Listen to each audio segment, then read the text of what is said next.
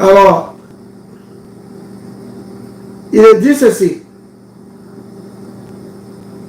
1 Jean 5, hein, donc je ne vais pas préciser le verset.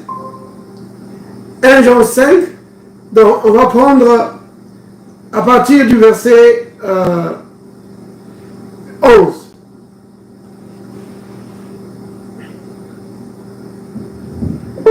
Et voici ce témoignage. Sœur Hélène, que le Seigneur te bénisse. Donc, on est en train de lire dans 1 Jean 5, à partir du verset 11. Et voici ce témoignage. C'est que Dieu nous a donné la vie éternelle. Dieu nous l'a donné. Comment ça? Cette vie éternelle, elle est dans son Fils. Ah oui? Oui! Cette vie éternelle se trouve dans son Fils. Vous voyez? C'est pourquoi celui qui a le Fils a la vie. Oui. Celui qui n'a pas le Fils de Dieu n'a pas la vie. Il n'a pas la vie éternelle. C'est merveilleux. Vous voyez? Ça, c'est Jean qui écrit ça. Mais vous vous souvenez, dans l'évangile, déjà, il est écrit, ça c'est le Christ qui parle. Il dit, Dieu a tant aimé le monde qu'il a donné son Fils, afin que quiconque croit en lui ne périsse pas. Ça veut dire quoi, ça, ne périsse pas? Qu'il ne soit pas séparé de Dieu. Afin que quiconque croit en lui ne soit pas séparé de Dieu, mais qu'il reçoive la vie éternelle. Recevoir la vie éternelle, c'est être uni à Dieu. C'est cela. Vous comprenez? Parce que beaucoup de gens pensent recevoir la vie éternelle, c'est devenir religieux, c'est devenir rempli de puissance. Oui, c'est avoir beaucoup de puissance. Ou recevoir la vie éternelle, se vivre au ciel pour toujours. Non! Recevoir la vie éternelle, c'est être uni à Dieu. Oh frère, c'est vrai ça? Mais oui! C'est pas moi qui le dis, c'est la Bible qui dit ça. C'est l'apôtre Paul qui le dit, par le Saint-Esprit. Dans 1 Corinthiens 6, verset 17, il dit que celui qui s'attache au Seigneur devient avec lui un seul esprit. Vous voyez? Donc le jour où tu reçois le Christ comme ton sauveur, l'Esprit de Dieu et ton esprit deviennent un seul esprit. C'est ça, recevoir la vie éternelle. Vous comprenez? L'Esprit de Dieu, c'est quel esprit ça? C'est le Saint-Esprit. Vous comprenez? Et c'est ça le vrai christianisme.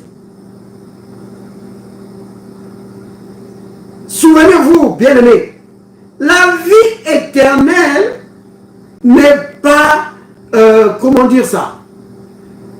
N'est pas une récompense, voilà. C'est un don. La vie éternelle, c'est un don, un cadeau. Vous comprenez bien? Pourquoi est-ce que je le dis? Parce que certains pensent qu'ils peuvent faire tous leurs efforts. Ils disent, je vais m'abandonner ceci, je vais faire ceci, alors Dieu va me donner la vie éternelle. Non! Pour recevoir la vie éternelle, le cadeau de Dieu, il faut croire en Jésus, c'est tout. Le jour où tu crois en Jésus, tu le reçois comme ton sauveur, tu reçois la vie éternelle, la vie de Dieu. J'ai cité Jean 3,16 ici. Oh, réalité, il y a beaucoup de passages dans la Bible hein, pour parler de cela, bien-aimé. C'est ça la simplicité de l'évangile. Mais si vous allez dans les religions, dans les groupes religieux, oh là là, selon le groupe auquel tu vas aller, ils ont leur propre recette.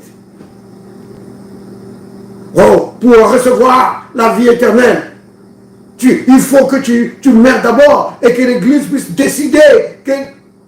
Ah! Pour recevoir la vie éternelle, il faut que tu crois à tout ce que notre prophète a dit. Mais qu'est-ce que les Écritures disent? Pour recevoir la vie de Dieu, il faut... La Bible est tout simple. Vraiment, toute simple. Regardez. Dieu nous a donné la vie éternelle. Cette vie se trouve dans son Fils. Celui qui reçoit le Fils de Dieu, il a la vie. Oui. Celui qui n'a pas le Fils de Dieu. Si tu as seulement Saint Ignace, oh, tu n'as pas la vie éternelle. Si tu as seulement Sainte Maria Goretti, tu n'as pas la vie éternelle. Si tu as seulement ton prophète, tu n'as pas la vie éternelle. Si tu as seulement ton grand pasteur, vous comprenez bien, amis? Donc, toutes les doctrines des hommes là, qu'ils ont fabriquées de leurs propres mains, par leur propre théorie, ça ne vaut rien. Voici la vérité biblique. Dieu nous a donné la vie éternelle. Cette vie se trouve dans son Fils. C'est tout. Oui. Si tu as le Fils de Dieu, si tu l'as reçu, peu importe le groupe auquel tu appartiens, tu as la vie éternelle. Vous voyez bien, les mains? C'est tout simple. Oui. Celui qui a le Fils de Dieu a la vie. Si tu n'as pas le Fils de Dieu, tu n'as pas la vie. C'est-à-dire que tu es séparé de Dieu. Waouh! Vous voyez combien c'est grave? Parce que dans certains endroits, on trouve que parler de Jésus, c'est trop classique. Il faut parler de quelque chose de beaucoup plus exotique. Bien-aimé, si tu peux trouver quelqu'un qui a plus de valeur que le Christ, alors ça veut dire que ce n'est pas le vrai Christ que tu as. Parce que quand tu trouves le Christ, le vrai, il suffit. À lui tout seul, il suffit. Oui. Oh là là. Vous comprenez bien, aimé? C'est vraiment important. Le Christ lui-même, il dit, c'est le Fils qui donne la vie. Ouais, Dieu a fait, il a voulu que le Fils, il donne la vie à qui il veut. Et l'apôtre Paul de dire dans Galates chapitre 3, au verset 26, il dit, vous êtes tous fils de Dieu. Comment ça? En adhérant au grand groupe des fils révélés des derniers temps. Non. Vous êtes tous fils de Dieu en adhérant à la grande église universelle. Non. Vous êtes tous fils de Dieu par la foi en Jésus. Oui. Vous comprenez bien, aimé? Ces choses sont des choses normalement basiques. C'est des choses basiques. Galates chapitre 3, verset 26. Normalement, c'est des choses basiques, bien aimé. Mais, puisque l'ennemi a sémé du trouble et des doctrines, des déclinaisons partout, et Et parfois, alors, le peuple de Dieu ne sait plus. Mais qu'est-ce que je dois faire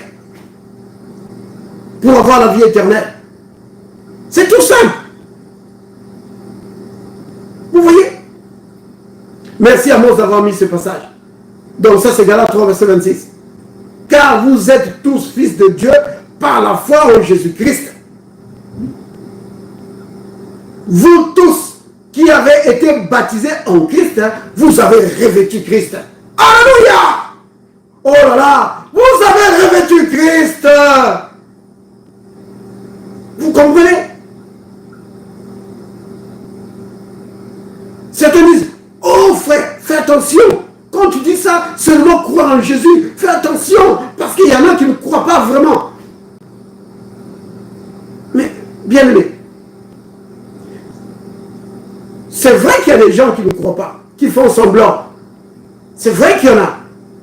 Mais qui les connaît? Pas moi. C'est Dieu qui les connaît. À moins que Dieu me révèle. Mais comment pourrais-je connaître celui qui croit véritablement et celui qui ne croit pas? Vous comprenez? Celui qui vient et qui dit qu'il croit et qu'il veut prendre le baptême, tu le baptises.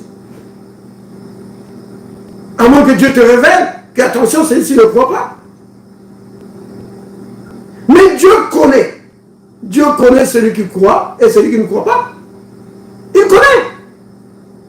Et c'est très bien comme ça. Pourquoi? Parce que c'est lui qui donne la vie éternelle. C'est le Fils qui communique la vie. C'est lui qui donne la vie. Et il la donne à qui il veut. Bon, je ne voulais pas partir de ce passage ici. Donc 1 Jean 5. Donc j'ai déjà cité beaucoup de passages. Mais si vous prenez dans Jean chapitre 5. Pas 1 Jean 5, non. Cette fois-ci, c'est Jean 5. Jean 5, verset, je crois que c'est le verset 20. Le Christ... Tu peux lire? Oui, tu commences Jean 5. C'est toi qui t'occupe d'afficher les passages? Jean 5... Non, c'est Loïs. Oui, Jean 5, à partir du verset 20. À partir du verset 20? Oui.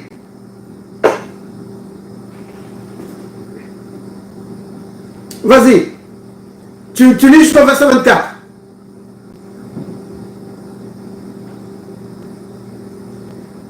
Jean 5, à partir du verset 20 jusqu'au verset Car 24. le Père aime le Fils et lui montre tout ce qu'il fait lui-même. Il lui montrera des œuvres à faire encore plus grandes que celles-ci, et vous en serez étonnés. Car de même que le Père a relevé les morts et leur donne la vie, de même le Fils donne la vie à qui il veut. Vous entendez ça? Et le Père... Le Fils donne la vie à qui il veut. Vous voyez? Tu peux continuer. Et le Père ne juge personne, mais il a donné au Fils tout jugement. Le Père a donné le jugement au Fils, afin que tous honorent le Fils comme ils honorent le Père. Loïs, ça va? Parce qu'on ne t'entend plus là.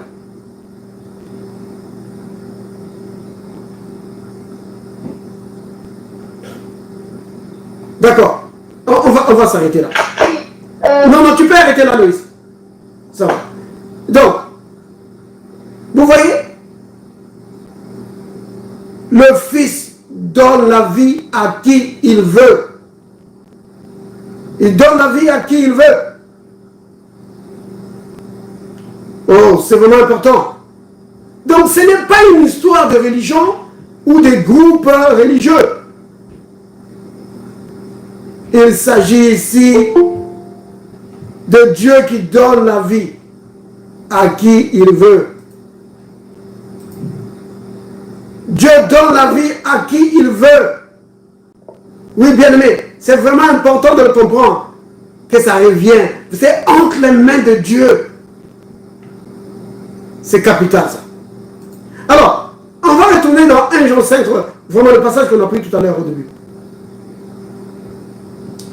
Alors, on a dit ceci, donc on était au verset 12. Hein? Celui qui a le Fils a la vie. Celui qui n'a pas le Fils de Dieu n'a pas la vie. Verset 13. Je vous ai écrit ces choses afin que vous sachiez que vous avez la vie éternelle. Vous qui croyez au nom du Fils de Dieu. Vous entendez ça? Verset combien? Ça, c'est le verset 13. Je vous ai écrit ces choses afin que vous sachiez que vous avez la vie éternelle. Vous qui croyez au nom du Fils de Dieu. Vous voyez, bien aimé? Oh, c'est simple. Oui, l'évangile est simple. C'est vraiment simple. C'est les hommes qui compliquent ça. Oui, selon le groupe religieux, ils ont leur propre recette pour la vie éternelle. Pourquoi? Juste pour garder les gens dans leur groupe. C'est un peu comme les commerçants. Chacun a sa propre recette et sa propre théorie. Oui, sa propre théorie marketing. Oui, c'est ça. C'est du marketing religieux qu'on fait. Dans chaque groupe religieux, il y a le marketing religieux. On a sa propre recette pour essayer de garder les gens dans son groupe. Si vous quittez notre groupe ici, vous n'aurez pas la foi pour aller à l'enlèvement. Oh, qui t'a donné ce droit-là?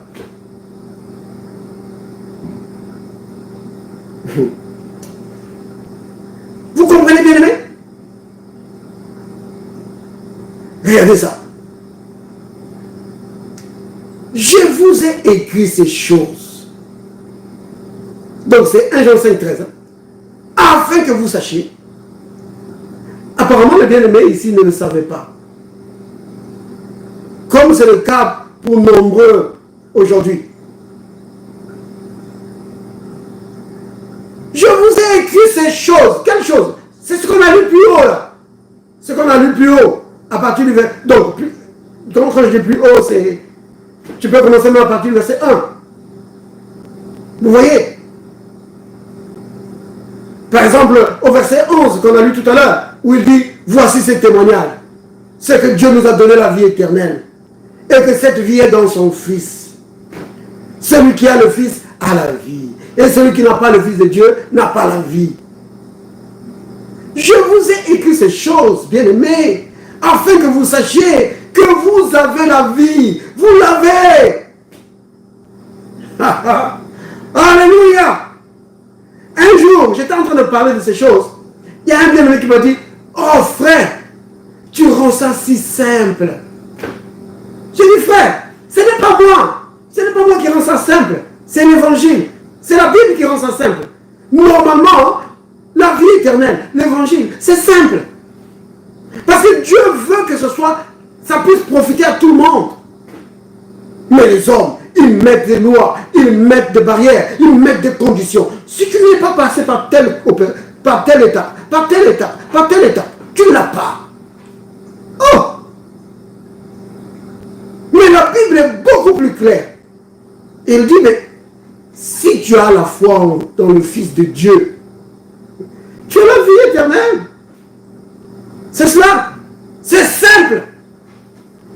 C'est simple. Oh là là. Je vous ai écrit ces choses afin que vous sachiez que vous avez la vie éternelle. Vous qui croyez au nom du Fils de Dieu. Bien-aimés, c'est important. Vous voyez, je suis en train d'insister là-dessus, sur la vie éternelle et l'accès à la vie. C'est simple. La vie éternelle est rendue disponible à tous les hommes. Oui, par la foi en Jésus. Jean 3,16. Et même là dans Jean 3,16, vous voyez, c'est marqué quiconque. Donc ça tue l'esprit religieux et l'esprit sectaire. Afin que quiconque croit en lui. C'est comme ça, c'est quiconque. Quiconque croit en lui ne périsse pas, mais qu'il ait la vie éternelle. Oh, bien-aimé. Donc, maintenant, nous allons aller un peu plus loin. Dieu nous a donné la vie éternelle. La vie éternelle, c'est quoi? Ou c'est qui? Recevoir la vie éternelle, comme je l'ai dit tout à l'heure, c'est être uni à Dieu par le Saint-Esprit. Donc la vie éternelle, c'est le Saint-Esprit qui habite en toi. La vie éternelle, c'est la vie et la nature de Dieu. Et c'est communiqué à ton esprit par le Saint-Esprit. Le Saint-Esprit te communique la vie et la nature de Dieu. Vous comprenez ce que ça veut dire, bien-aimé? Recevoir la vie de Dieu. Oh là là. Pourquoi est-ce que je parle de tout ça, bien-aimé? C'est parce qu'on est dans le week-end de Pâques, non? L'importance de la Pâques ou les conséquences, les avantages de la Pâques, c'est cela. Oui. Par la mort et la résurrection du Christ, la vie, l'accès à la vie a été rendu possible aux hommes. Vous comprenez? Comment ça? Mais c'est parce que par le sacrifice de Christ, l'humanité a été justifiée. Vous comprenez? C'est-à-dire rendue non coupable. Oui. Une autre façon de le présenter, c'est Jean 1, verset 29. Voici l'agneau de Dieu qui ôte le péché du monde. Le Christ est l'agneau de Dieu qui a ôté le péché du monde. Vous voyez? Donc, la question du péché d'Adam et Ève a été réglée. Parce que c'était là l'obstacle entre Dieu et les hommes. Vous voyez, bien aimé? C'était là l'obstacle. Mais non, une fois que cet obstacle a été ôté, maintenant l'homme a accès. Il a maintenant accès à Dieu. Et pas seulement à Dieu, mais à toutes les bénédictions. Et la première et la plus importante bénédiction que Dieu te donne, c'est la vie éternelle. Vous comprenez? C'est vraiment important. Donc, la mort du Christ, c'était juste une étape pour nous faire entrer dans la vie éternelle. C'est cela. Maintenant, cette vie éternelle, la vie de Dieu qui vient en nous, oh bien-aimé, les conséquences sont énormes. Énormes. Comme je l'ai dit tout à l'heure, la première chose, c'est que ça fait de toi, ça te fait entrer dans la famille de Dieu. Ça fait de toi un enfant de Dieu. Vous comprenez? Enfant de Dieu, ce n'est pas celui qui appartient à une église ou celui qui commence à prier. Non. Enfant de Dieu, c'est celui qui a reçu la vie éternelle. Donc la vie de Dieu. Et parce que tu as reçu la vie de Dieu en toi, alors tu deviens enfant de Dieu. Vous comprenez? C'est en recevant la vie de Dieu en toi que tu deviens son enfant. Si tu ne reçois pas la vie de Dieu, tu n'as aucune raison de t'appeler enfant de Dieu. Vous comprenez? C'est pourquoi dans Romains, au chapitre 8, verset 9, l'apôtre Paul dit ceci. Celui qui n'a pas l'esprit de Christ, il ne lui appartient pas. On peut dire, on peut paraphraser ce passage en disant ceci. Celui qui n'a pas la vie éternelle n'appartient pas à Christ. Vous comprenez? Donc, la vie éternelle te fait entrer dans la famille de Dieu. Oui, tu es maintenant son enfant. Tu es membre de sa maison. La vie éternelle en nous, bien-aimés, il faut comprendre un peu de quoi nous parlons là. La vie éternelle, c'est une vie qui est tellement supérieure, que cette vie ne peut pas être infectée par la maladie. Vous comprenez? La maladie ne peut pas infecter, pénétrer dans la vie éternelle et commencer à se multiplier là-dedans. Impossible! Non! Hey! Dès que, comment dire, un germe ou je ne sais pas quoi, un virus essaye seulement d'entrer en contact avec la vie éternelle. Oh! Le virus meurt. Ah oui! Tout ce qui n'est pas de Dieu, toute vie étrangère qui entre en contact avec la vie éternelle est tuée. Oui, tuée. La vie éternelle, c'est une vie supérieure. Ça ne peut pas être infecté. Bien aimé, vous comprenez ce que je suis en train de dire là? Je ne sais pas si quelqu'un comprend ce que je suis en train de dire. Vous comprenez les conséquences de ce que je suis en train de dire?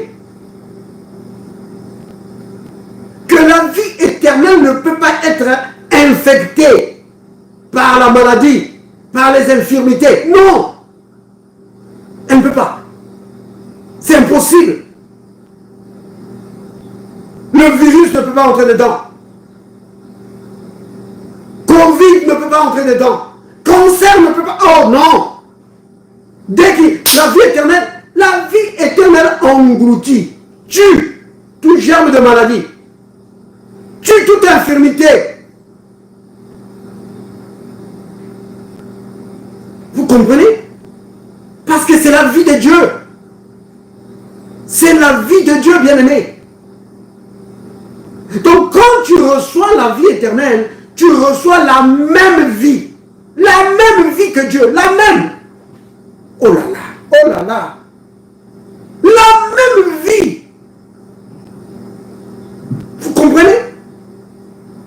Pourquoi est-ce que c'est la même vie? Parce que c'est communiqué par le même esprit. Vous comprenez?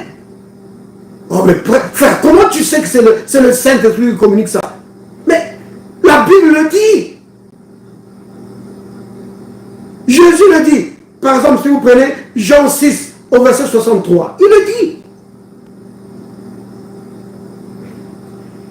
Donc, si vous regardez dans Jean 6, hein,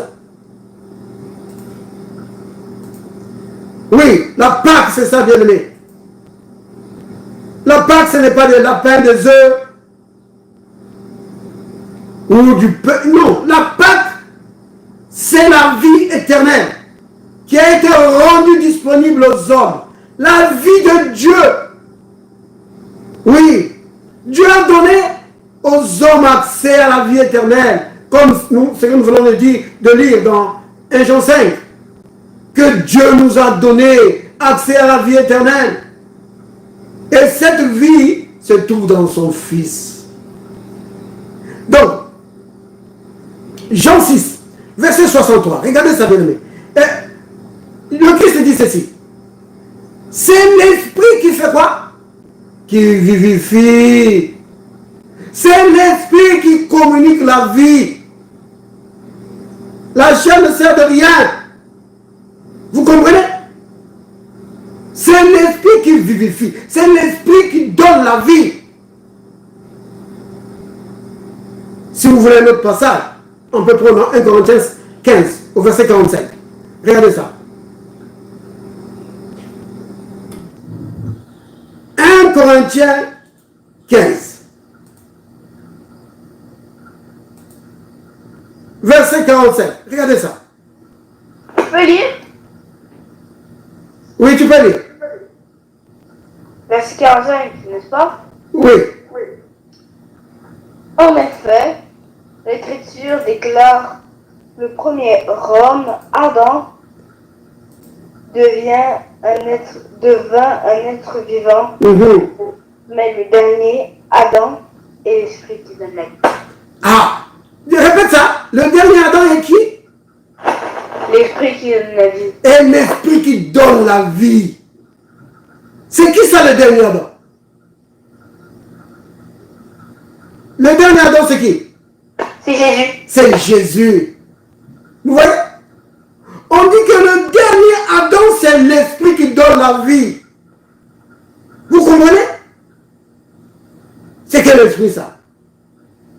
Le Saint-Esprit, qui est aussi appelé l'Esprit de Dieu, qui est aussi appelé l'Esprit de Christ ou l'Esprit de Jésus. C'est le même esprit. Oui, c'est le même. Vous voyez? Le dernier Adam est devenu un esprit qui communique la vie, un esprit qui donne la vie. C'est pourquoi, quand tu crois en Jésus, le dernier Adam, qu'est-ce qu'il fait? Il te communique la vie éternelle. Oh non, frère, tu ne peux pas recevoir la vie éternelle si tu n'es pas dans notre église. Oh, les doctrines des hommes. Dieu nous a donné la vie éternelle. Si tu crois dans le Fils de Dieu, tu reçois la vie. C'est tout. C'est pas plus compliqué que ça. C'est simple et clair, direct. Tu n'as pas besoin de tourner des années en train de chercher la vie éternelle. Oh, ça me rappelle un bien-aimé. Un bien-aimé, oh là là, un procès bien-aimé. Un jour, je parlais avec lui, il me dit, oh frère, moi vraiment, mon désir, frère, c'est seulement de recevoir la vie éternelle. Frère, moi c'est seulement, je veux avoir la vie éternelle. Oh, et c'est triste. C'est triste de voir des gens consacrés au Seigneur, qui servent le Seigneur depuis des années, et ils cherchent la vie éternelle. C'est terrible. Ils cherchent la vie éternelle. C'est terrible. Est-ce qu'il ne l'avait pas? Il l'avait. Mais seulement il ignorait qu'il l'avait. Un peu comme le bien-aimé ici. Et l'apôtre Jean leur a dit, je vous écris ça, bien-aimé, pour vous dire, hein, vous l'avez. Puisque vous croyez dans le Fils de Dieu, vous l'avez déjà. Ne la cherchez pas. Ne cherchez pas la vie éternelle. Vous l'avez déjà. Pourquoi il leur dit ça? C'est pour qu'ils puissent grandir. Parce que, bien aimé, aussi longtemps que tu n'es pas au clair avec la vie éternelle, avec la nouvelle naissance, avec le salut, tout ça c'est la même chose. Oui, tout ça c'est la même chose. Aussi longtemps que tu n'es pas au clair avec ça, tu vas t'attendre. En fait, tu ne pourras pas t'emparer de tout ce qui est dans la Bible ici. Des bonnes choses que Dieu nous a données. Tu ne pourras pas t'en emparer. Parce qu'au-dedans de toi, il y a toujours cette faille-là. Parce qu'on t'a toujours dit que tu n'es pas encore né de nouveau. Parce que tu ne portes encore des pantalons. Tu n'es pas encore né de nouveau. Parce que tu coupes encore les cheveux. Tu n'es pas encore né de nouveau. Parce que tu te fâches encore. Tu n'es pas... Plein de trucs comme ça là. Vous voyez? La vie éternelle, on la reçoit par la foi dans la foi dans le Christ. Vous comprenez?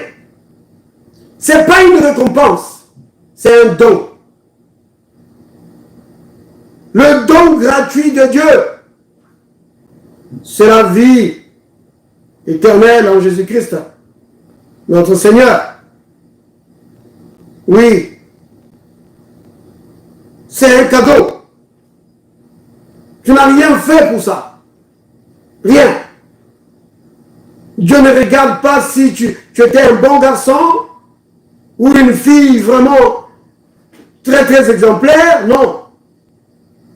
Seulement sur la base de ta foi en Jésus, Dieu te donne accès à la vie éternelle. C'est tout. Les autres choses qu'on met là, c'est les hommes qui mettent ça. C'est les conditions des hommes. Vous comprenez?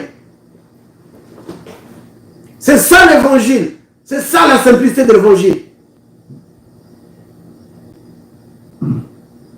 Oh, le dernier Adam communique la vie et te fait entrer dans la famille de Dieu. Maintenant, bien aimé, comme je disais tout à l'heure, que cette vie-là, cette vie éternelle, elle est tellement riche que ça révolutionne ta vie. Oui, ça met en place au-dedans de toi un nouveau système. Un système tout nouveau qui n'était pas là auparavant. C'est pourquoi l'apôtre Paul dit ceci, alors qu'il écrivait aux Corinthiens, dans 2 Corinthiens 5. Il dit que toutes les choses anciennes sont passées. Voici, toutes choses sont devenues nouvelles. Quelqu'un va dire, mais moi je ne vois pas de nouvelles choses dans la vie. Et d'autres vont dire, oh, mais il n'y a pas de nouvelles choses dans sa vie. Bien aimé, on est en train de parler ici du domaine spirituel. Que dans ton esprit, tout est devenu nouveau. Même si dans ta chair, les choses n'ont pas encore changé. Si tu t'attaches à la parole, si tu es bien enseigné, parce que parfois il s'agit de cela, un manque d'un enseignement adapté. Oui, un régime spirituel inadapté fait que les enfants de Dieu tournent en rond. Et après on les accuse. Oh, ils ne grandissent pas, ils ne grandissent pas. Mais il faut un régime alimentaire adapté. Alors ils grandissent. Non, ils ne grandissent pas, ce n'est pas parce qu'ils veulent rester des bébés. Mais c'est parce qu'on ne leur donne rien pour manger. Un bébé bien aimé, il ne va pas aller faire des courses et puis préparer de la nourriture pour lui-même. Non. Un bébé a besoin d'être nourri. Il a besoin d'être nourri. Maintenant, si celui qui s'occupe du bébé ne lui donne pas de bonne nourriture pour qu'il grandisse, et ce bébé ne grandira pas, il va souffrir de malnutrition. Ah oui? Et c'est ce qui arrive souvent dans les églises. Oui. Dieu nous a donné la vie éternelle. Cette vie se trouve dans son Fils. Et cette vie, quand ça vient en toi, bien-aimé, ça révolutionne ta vie. Oui. Ça te connecte à Dieu. Tu deviens membre de la famille de Dieu. Bien-aimé, ce n'est pas juste une étiquette ou un titre. C'est vraiment comme ça. Tu es vraiment un fils de Dieu, connecté au Père, parce que vous avez la même vie. Et cette vie qu'il te donne, qui est en toi, c'est destiné de faire de toi un vainqueur pour toujours. Oui. Donc, pour que tu puisses triompher devant les maladies, les infirmités, les démons, les sorciers, les magiciens et toute la puissance du diable. Oui, pour que tu puisses dominer sur les circonstances de la vie. C'est pourquoi le Christ dit que son Église, même les portes de l'enfer, ne pourront pas vaincre son Église. Pourquoi? Parce qu'ils sont équipés. Chacun a reçu en lui la vie de Dieu. La vie de Dieu tue toute maladie. Regardons ce que l'apôtre Paul dit, alors qu'il écrivait aux chrétiens de Rome. Romains 8. Romains 8, on va commencer à partir du verset 10. Romains 8, verset 10 à 11. Tu peux lire? Oui, tu peux lire. Moi, je voulais lire. Oh, il y a quelqu'un qui voulait lire? Non, Loïs, toi, tu as lu, hein? Laisse aussi l'autre lire. Alors, attends, redis-moi, parce que là, je suis social dans mon portable. Je t'entends pas bien. Tu m'entends, là? Romains 8. Romains 8, oui. Alors, attends. Oui, à partir du verset 10 jusqu'au verset 11. Attends, hein, parce qu'il faut que j'y aille. Romains.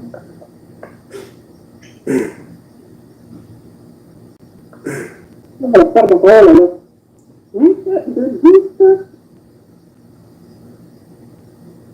Donc, je vais d'abord lire. Sœur, pendant que tu cherches, hein, je vais d'abord lire le verset 8. Hein. Romains 8, 8. Regardez le verset 8, 8. Mais je l'ai.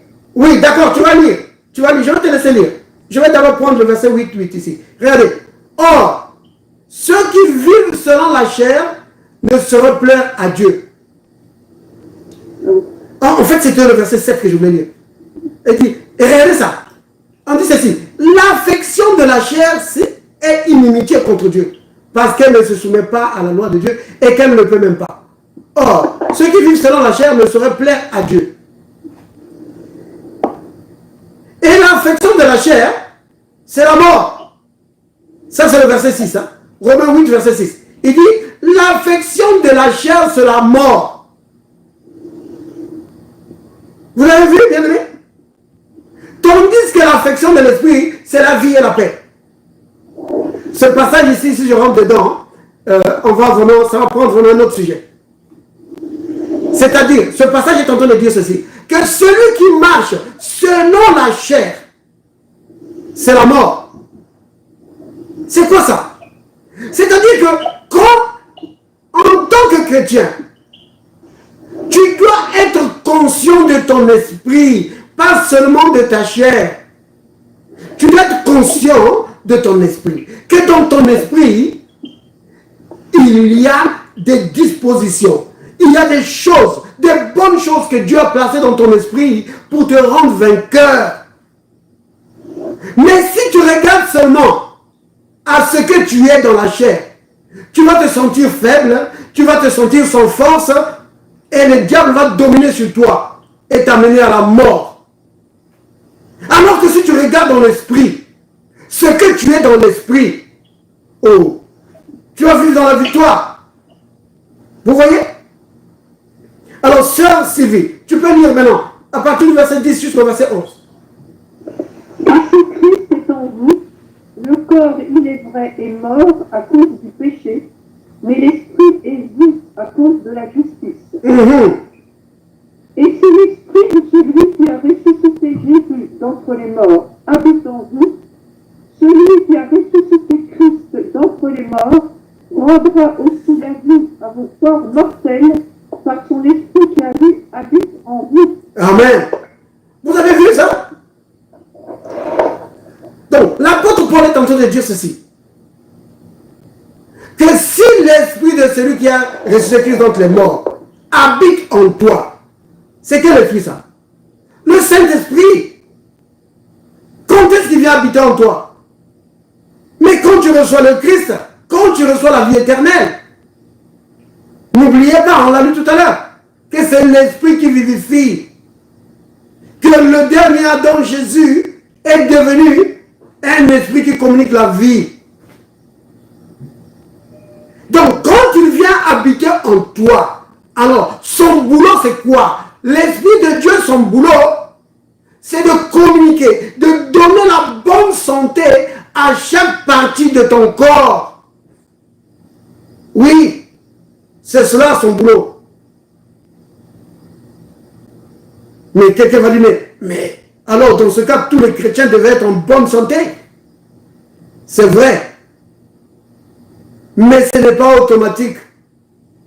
C'est comme le salut. Le salut n'est pas automatique. Tu dois le confesser de ta bouche. Tu dois activer ton salut par les paroles de ta bouche. Vous comprenez? Alors qu'est-ce que je dois faire? Mais tu dois dire, merci Père, pour la vie de Dieu qui habite en moi. J'ai la vie de Dieu en moi. Et la vie de Dieu en moi tue tout germe de maladie. Oui, tout germe de maladie est liquidé par la vie éternelle, par la vie de Christ qui est en moi. Aucune maladie ne peut me dominer. Aucune puissance des ténèbres ne peut me dominer. Au nom de Jésus. Vous comprenez? C'est ce que tu fais. C'est vraiment important, bien aimé. La vie éternelle a un impact incroyable. Oui.